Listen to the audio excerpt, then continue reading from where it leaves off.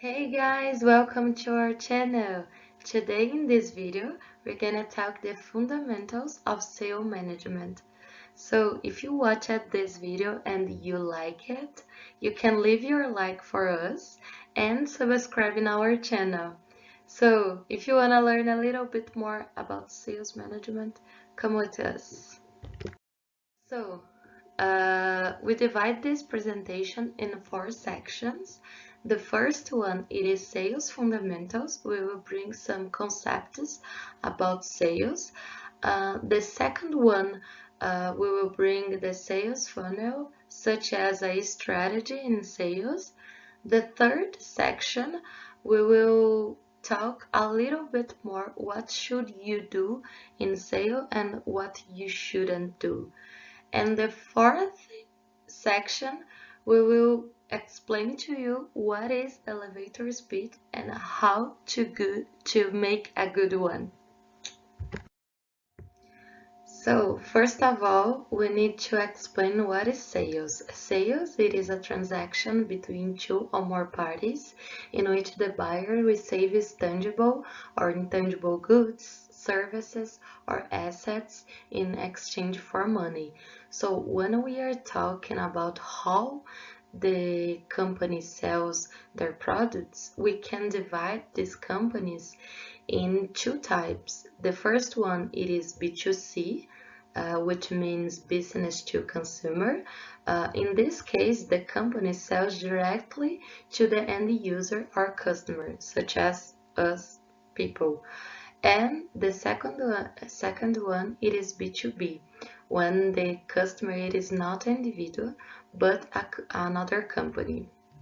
We think it is important to explain what is sales process and what is customer service process, because a lot of people confuse them because they are correlated, but they are not the same thing.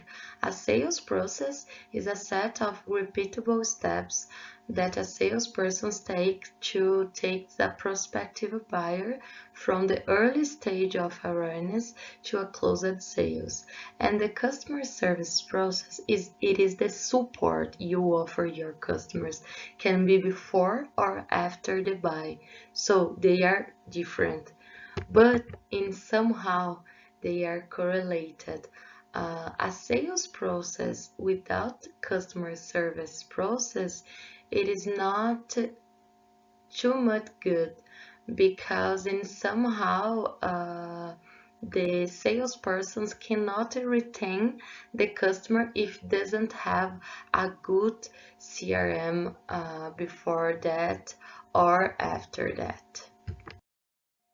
There are several types of sales. This is based on the business and the nature of the customer. So in this video, we decided to bring some types commonly used for you understand a little bit more.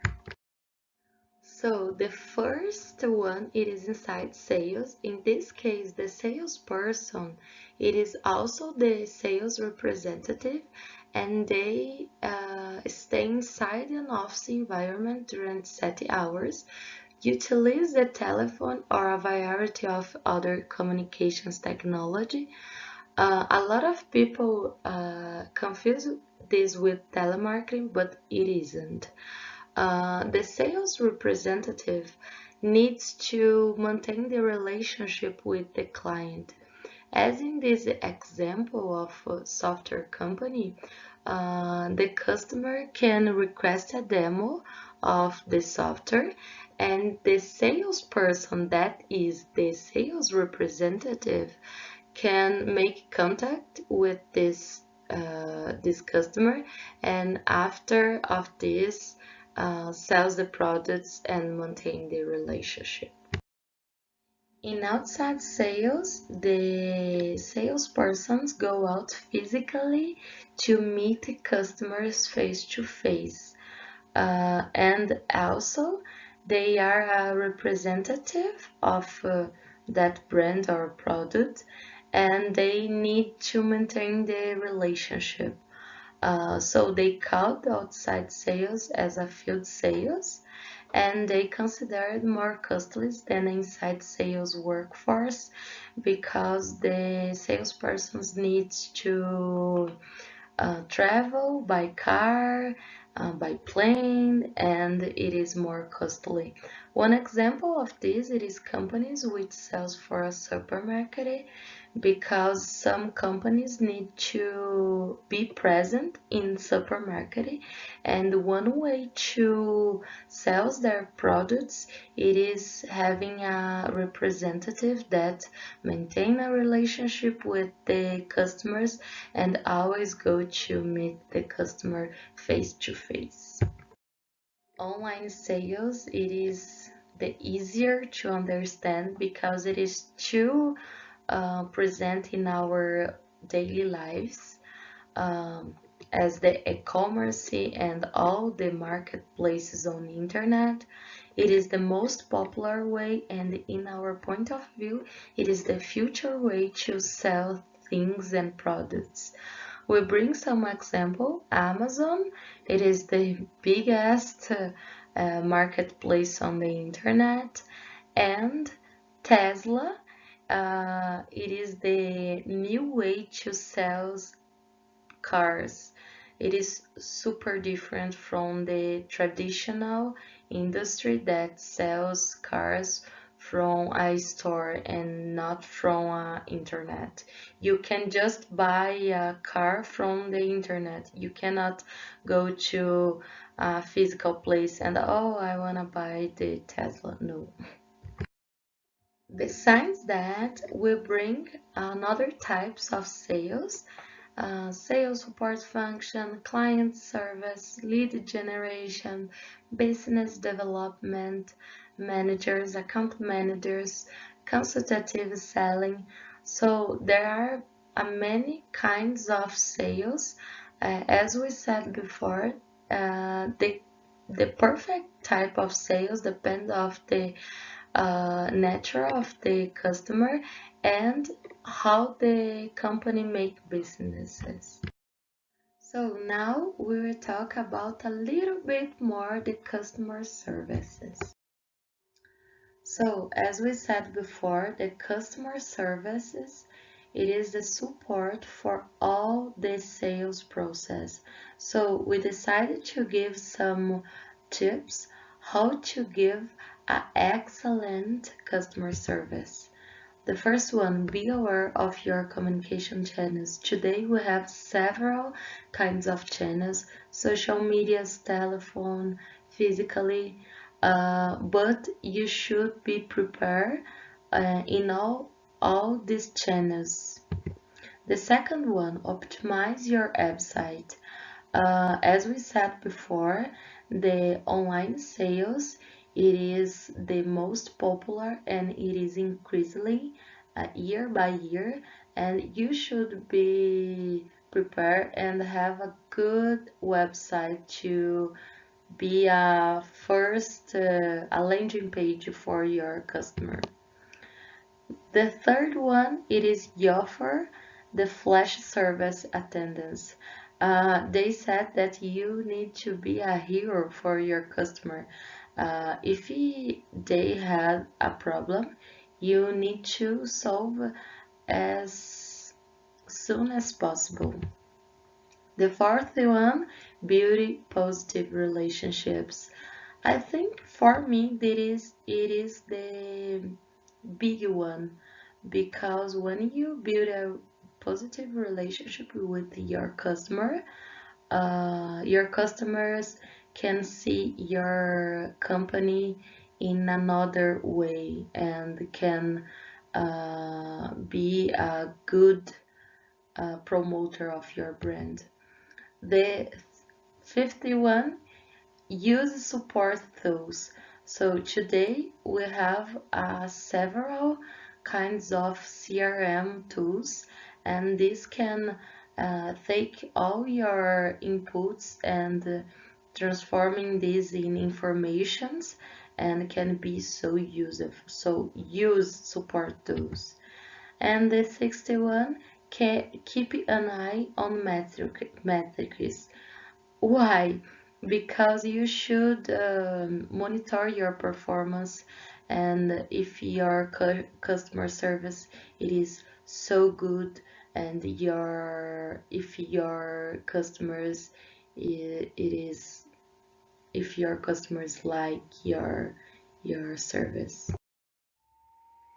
Yes, we bring a business case for you. Nubank, it is a Brazilian startup, and they are very famous because of their customer service called Attendance Wow. Uh, and better than that, they are a digital bank. They believe there are 5 attitudes that can create excellent customer service. The first one, it is empathy. So they believe that they need to understand and listen their clients' problem before they solve. The second one, it is less bureaucracy and more creativity. For me, it is very impressive because they are a bank, and how to minimize the bureaucracy they can. The third one, it is listen to feedbacks. They want to listen all the feedbacks that their clients want to pass for them. The fourth one, it is emotional connections, and in my point of view, it is the most impressive of Nubank. There are many cases on internet talking about these attitudes because in sometimes they send a gifts for their clients in order to create this emotional connection, and it is so interesting. And the 51, it is loving be an expert.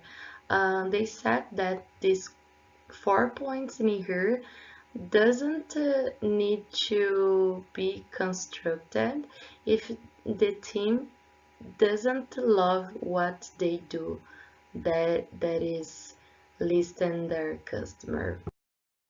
So now I would like to explain to you what is sales excellence and how to create a sales excellence. So, what is sales excellence? Is the measure of how successful not only an entire organization is at closing more deals, but also a measurement of the success of individual sellers. So, we bring to you 5 steps how to create a sales excellence. The first one is sales strategy. So this is based on the type of sales that you decided for your business. The second one, it is market approach. So you should understand your market and understand the scenario that you are putting your products. The third one, it is a structure, it is a key. When we are talking about structure, we are talking about the process. You should understand in this point if your process it is right to increasingly the product that you are trying to sell. The fourth one, it is margin management. So in here, you need to think how can you boost your profitability in order to create the right prices for your products. And finally, controlling and remuneration. In this point, you should prepare how can you will controlling your business, and how can you remunerate all your workers.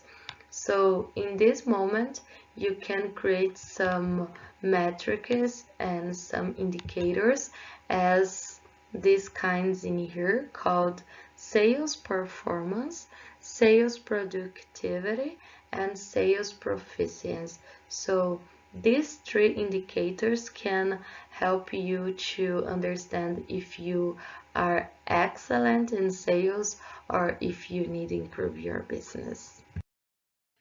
Hi everyone, I'm Ana Beatriz and today I'm talking about the sales funnel and your states.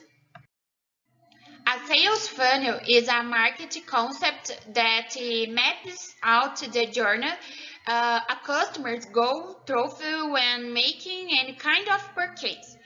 The model uses a funnel as an analogy because a large number of potential customers may begin at the top end and the sales process, but only a fraction of these people actually end up making a purchase. As a prospect passes through each stage of the funnel, it signifies a deeper commitment to the purchase goal. Most business, whether online or conventional, use this model to guide their B2C marketing efforts in each stage of the sales funnel. The four basic sales funnel stages are awareness, interest, decision, and action. From the first time your prospect hears about you until the moment he buys from you, he passes through different stages of your sales funnel. This journey might differ from one prospect to the next depending on your buying personas, your niche, and the types of products and services you sell. Before you start building your sales funnel, it is essential to have a clear business vision, develop your market strategy, and then define your target audience to work towards your business growth. If, for example, you are looking on how to create an online clothing store, you need to follow specific steps to develop your business and stay successful. So you can design your sales funnel with as many stages as you want. But in general, these are the four main ones that you need to pay attention to. The number one is awareness. At this stage, the prospect learns about your existing solution, product, or service. They might also become aware of their problems that they need to solve and the possible ways to deal with it. This is when they visit your website for the first time, which they found from an ad, a Google search, a post share on social media, or another traffic source. The number two is interest. At this stage, the prospect is actively looking for a solution to their problems and ways to achieve their goals. They search for a solution on Google. This is when you can attract them with some great content. Now is the time when he expresses his interest in your product or service. He follows you on social media and subscribes to your list. The number three is decision. At this stage, the prospect is making the decision that he wants to take advantage of your solution. They are paying more attention to what you offer, include different packages and options, so he can make the final decision to purchase. This is when sales offers are made by using sales pages, webinars, calls, and others. The number four is action. At this stage, the prospect is becoming a customer by finalizing the deal with you. They are signing the contract and clicking the purchase button. Then the money is transferred to your bank account. It's important to state that there might be additional stages to your sales funnel. Your interaction with a customer doesn't end with a successful stage. Finally, is retention. At this stage, you have your customers on board your company. This stage requires you to focus on keeping customers happy to convert, then either repeat customers and the brand advocates. Word of mouth is a powerful force, and no one can do it better than a happy customer. To keep customer happy, you need to help your customers with our aspects and problems related to what they bought from you. Basically, you want them to stay engaged with your products or service. You can do that by sharing content such as emails, such special offers, service and follow-ups, products usage guides, and the others. So right now we present to you why is it important and how to use the sales funnel. Is it important or not? Of course it is. If it weren't, we were not talking about it right now. Reasons why it is important for the entrepreneurs to adopt the sales funnel is that it builds a marketing strategy. So if you can build this marketing strategy based on the sales funnel, you can get help to succeed because this helps to focus on clients who already are on the decision section of the sales funnel and how to improve the communication with the people. So if you have a client which is interested in your product, you are able to provide it on the right communication, on the right channel, on the right background, build it because then you have built a strong marketing strategy based on the whole research you've done.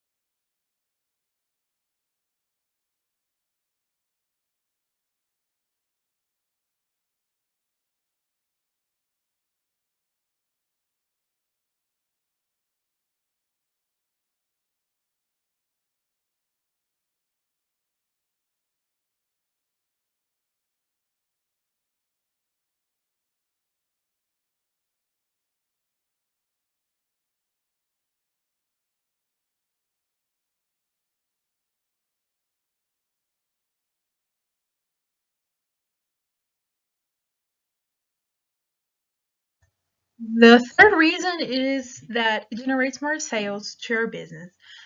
As you build a strong brand, a strong marketing strategy using the sales funnel, you know better how to communicate with your customers and how to make the evolution of them on the sales funnel. Then the people who are almost purchasing, almost using your product or your service, they are more likely to go to the end of the funnel when you know more of them. And the people who don't know you yet, you can increase your awareness, you can increase your brand. uh, the people who know your business and know what you're offering, then it will directly affect your sales level. So the fourth reason is that it makes you stronger than other entrepreneurs. Once you are relating with the customer that is inside of your sales funnel, you know how to relate with them, you know how to connect with them, and how to adapt your product according to what the customer needs. Once you do that, they can relate better, they will buy more from your business, and you will have more loyalty from your customers. Meanwhile, the other people, the other entrepreneurs who are competing with you, if they didn't study the sales funnel as much as you did, um, they won't have this competitive advantage. They will be looking more for how their customers are purchasing and still walking. They still don't know how the customers are purchasing, how they act, and meanwhile you'll be doing a great job. On the fifth reason is that it helps to know how to improve the business. Once you get in contact with the people who are in the funnel you've built, you need what they are needing. You will understand how they act, their fears, their needs, their passions, and what they are feeling about your product or service, as you can get some feedbacks and how to make them more loyal to your brand and your business at all. This is, I think this is the main point of the sales funnel, because once you know how to get this relationship with your customer, you're able to know how to improve the business, because you'll get these feedbacks, you'll get to know what is good, what is not that good, and how to improve it. So right now we'll mention how to use it, why it is important, and the key strategy for each stage. Because it's not worth if you just know what is the sales funnel, but you don't know why is it important for each stage to exist. So this is the funnel from the upper view. From the outside are the people that are not involved with your brand, with your business, and the inside are the people which are already purchasing and involved with your brand. From the people who don't know you yet, you will attract the community. You will use some channels to know where they are, and for this part, the main strategy that you can use is to choose the right channel to get in contact with them. So according to the persona, to the profile of the customer that you want to get in contact, you will get to succeed on this phase.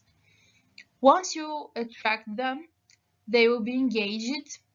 You can engage the people by showing them how does your brand, your business connect with them, and how your values are related to theirs. So for this part, you can engage them showing the voice of your business on how your business thinks about some point of views, and how can they feel comfortable, how can they feel um likely to purchase from you and not from other people. Then you can engage with them. Once you have this kind of relationship, you can start to educate them. This is a trend. Some people are offering some free parts of the service or the product to show how this works, what are the values of it, and about the education, about what they've learned from you. They will feel some kind of great gratitude, and then they will be more likely to purchase from you if they think that what you're offering is connected with their values. Once they are educated, you can start to convert them to customers, and on this point you show that your value and the points that you've shown before, it's worth what they will pay.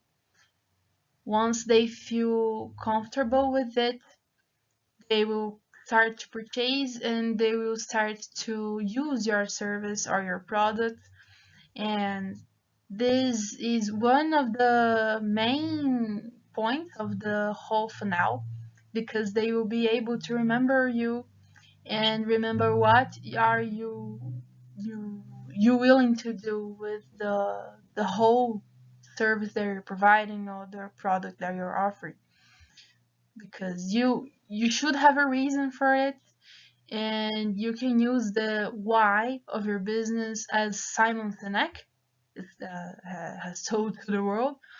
Your business should have a why, and from this why you can build the whole brand, you can build the whole relationship with your customer, and with it you can have a good relationship, a good connection, and loyalty from your customers, because you would be remembering them the core. Hello, my name is Pietro, and today we're gonna talk about gotchas in the sales market. Do and don't. What you must do, what you can do to make a sale.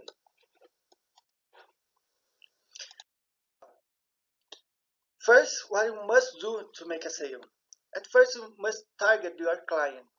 You can target in many ways. For example, physical graphic targeting takes into account the lifestyle, values, and aspects of the personality.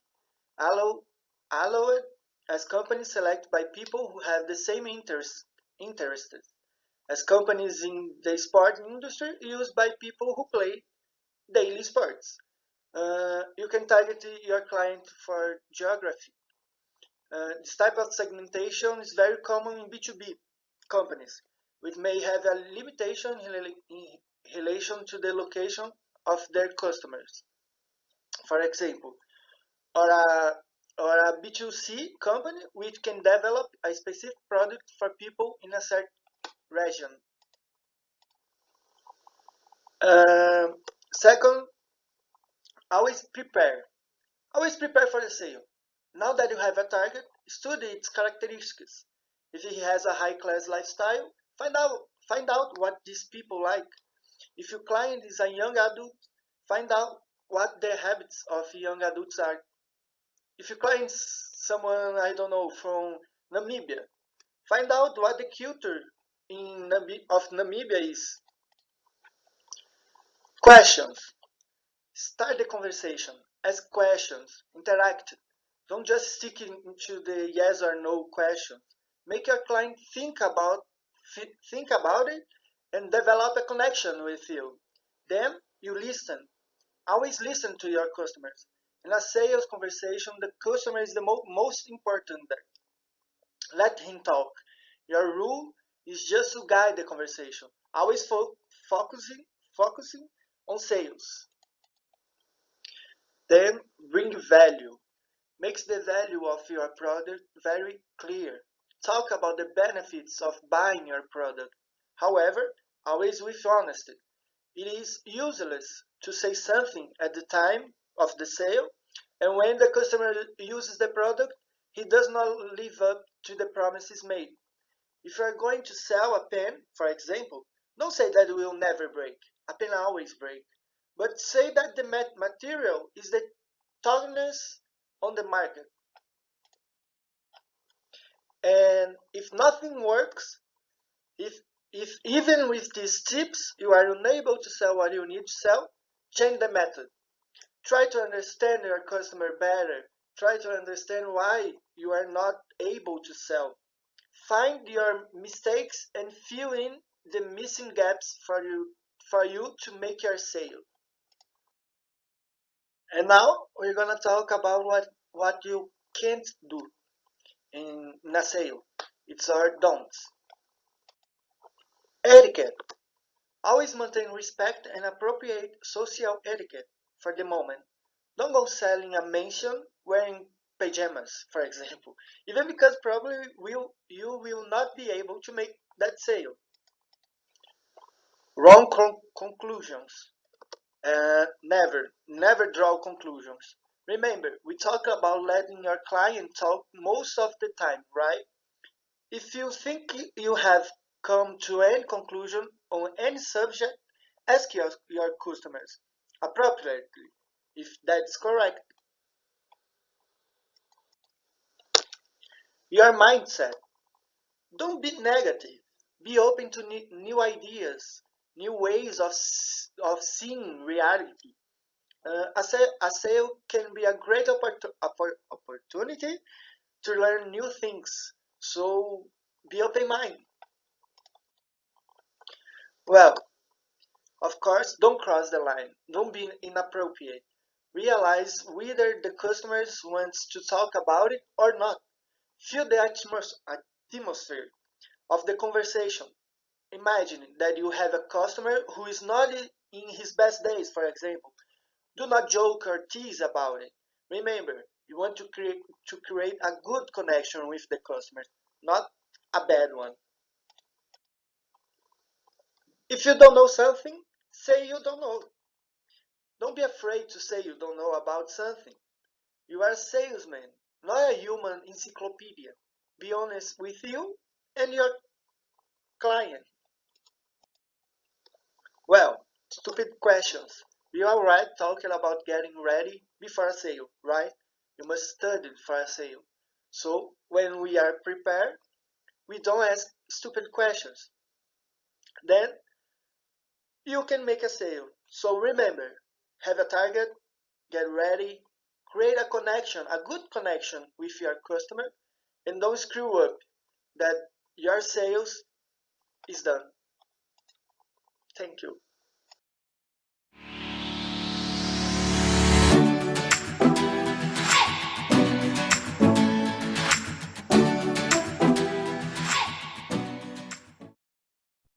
Hello guys, I'm Laura and today's theme is elevator speech, which is a speech technique widely used in the world of sales. In the video, I will talk about what elevator speech is, tips for making a good elevator speech, what you should not do, what are the main mistakes, some types of elevator speech, and give some examples.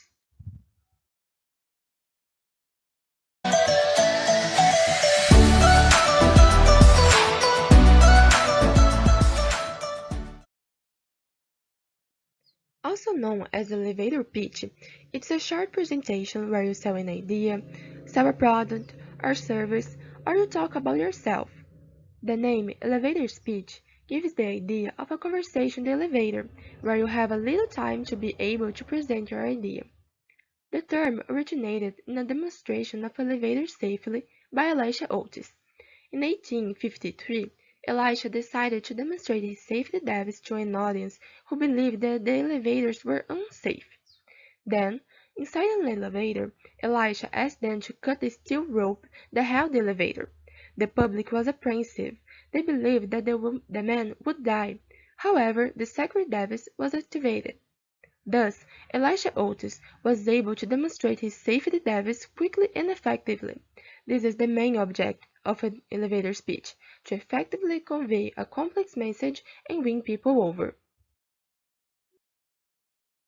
The purpose of an elevator pitch is to describe a situation or solution so compelling that the person you're with wants to hear more even after the elevator ride is over.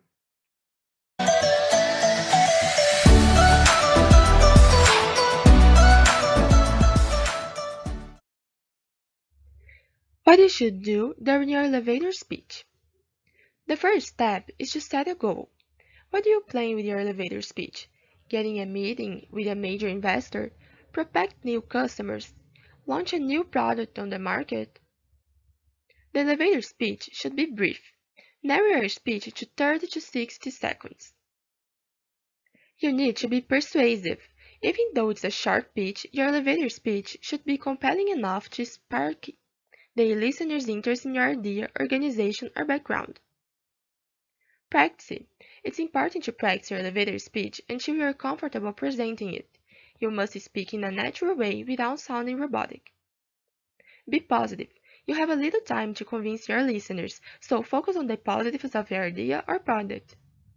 Know your audience. It's important to know who you will speak to in order to find the best approach.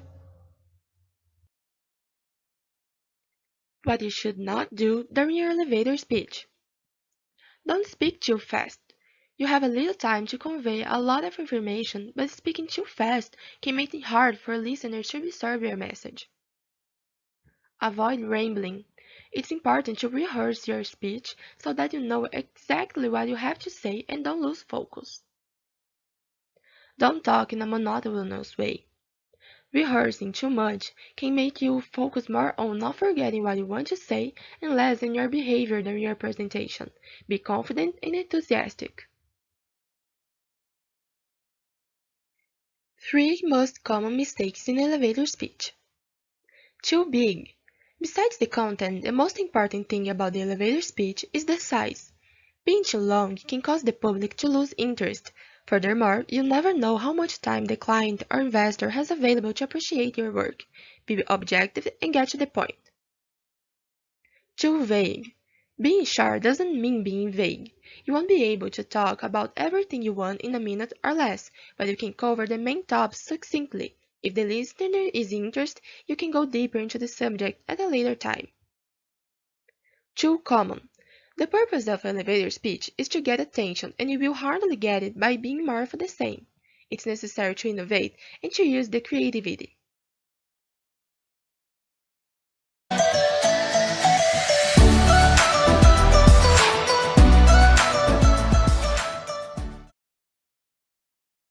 As I stated earlier, it's important to know who you are talking to so that you can choose the best way to captivate this audience. With this in mind, the author Daniel Pink describes 6 types of elevator speech in his book To Sell is Human. One-word pitch. The word is full of information. So, the simpler an idea is, the better. Positioning yourself with just one word can be positive. For example, which company do you relate to the word searches? Pitch in the form of questioning. Research has shown that questions can be more effective in winning over others than a statement. Presenting a strong argument for the question can win over the listener. This makes persuasion more internal and passive. Pitch as a rhyme. Entertainment is very relevant nowadays. Using creative ideas is interest to captivate the listener's interest. The rhyme has the power to act in the unconscious, giving the idea that an information is more true. Twitter pitch. The author suggests a challenge, writing an elevator speech that has a maximum of 140 characters. Twitter currently allows 280 characters, but since the pitch must be fast and direct, writing it in the fewest characters possible can be a good challenge. Pixar pitch. Pixar is known for telling good stories and has 22 rules of storytelling that you can use to help to create your pitch. Storytelling can win people over, and including in your pitch can be positive. For example, you can tell a story talking about the reality of your lead and showing how your idea or product can improve it. Email subject pitch. The email subject tends to be what calls your attention to reading. Daniel Pink suggests that the elevator speech subjects comply with one or all of the following principles. Utility, providing something useful. Curiosity, around curiosity. And specificity, being specific to a situation. For example, you can say 3 ways to create an elevator speech to win new customers.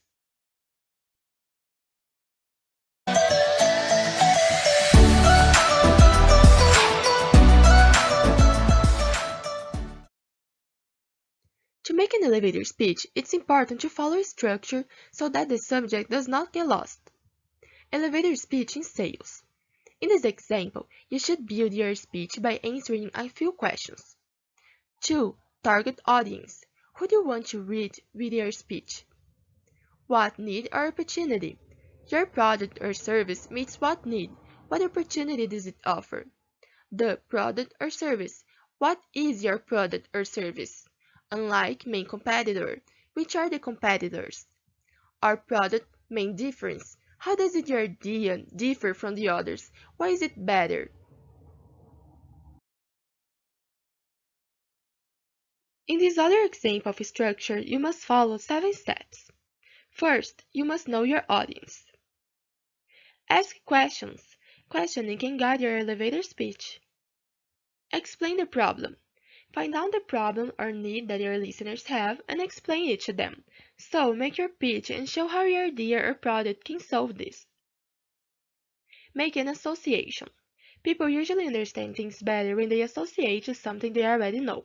Associating your product with something you know your audience knows can help them better understand your point. Show what makes your idea or product unique. At that point, your audience already knows what the problem is and they understand how to solve it through the association you made. But now you must show what makes your product different and better. Present results. Listeners already know how you differentiate yourself from others, but now you must say how your idea can benefit them. Make the results real with numbers or facts. For example, your company is like this today, but if you invest in my product, in 3 months you will have these positive results. And then make the request. At the point, your elevator speech touches the sensitive points of your interlocutor. So place your order in the context of what they want. If you don't ask, the answer is no. Elevator speech as a personal presentation. Some criteria are basic to make an elevator speech, such as be brief, know your audience, be persuasive. But when we talk about personal presentation, the content of the speech changes. Instead of selling a product or service, you are selling your image. You must explain briefly about who you are, what you do, and what you want. Share your skills. Talk about your qualifications and skills. Focus on positive points about yourself that add value in many situations. However, avoid looking arrogant. Mention your goals. You don't have to be very specific, but remember to say what you're looking for. For example, work in HR or an opportunity to apply my sales skills in a new market. Always show enthusiasm and be friendly. Body language says a lot about ourselves. If you make your presentation monotonous, listeners will probably not be very interested in you.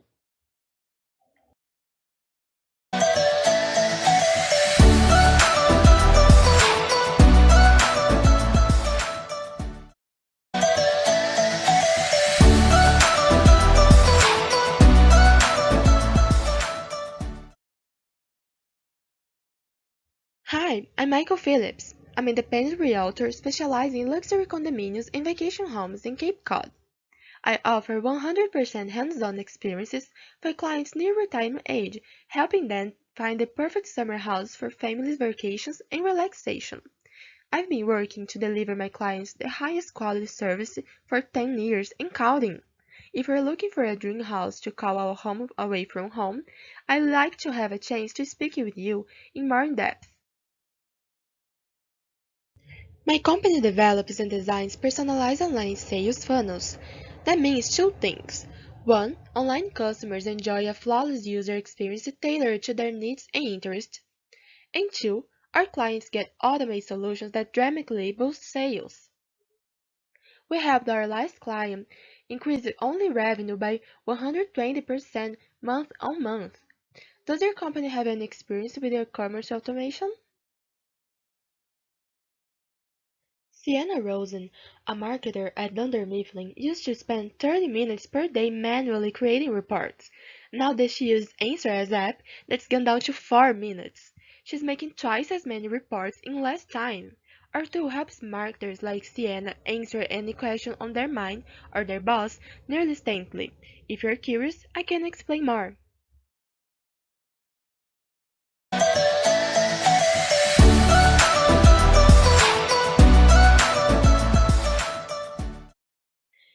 a decade's worth of experience in accounting, working primarily with small and mid-sized firms.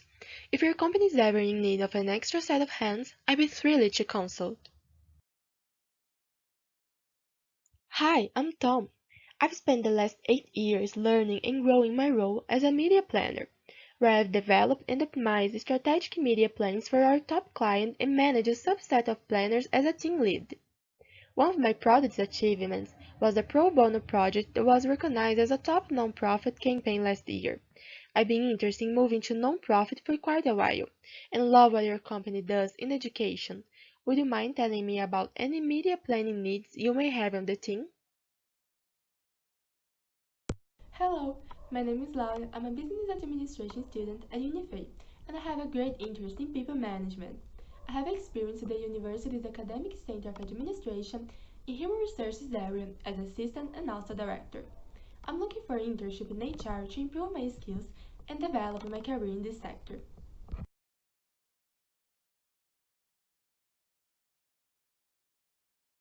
Elevator speech is a tool that can help you to draw attention to your idea.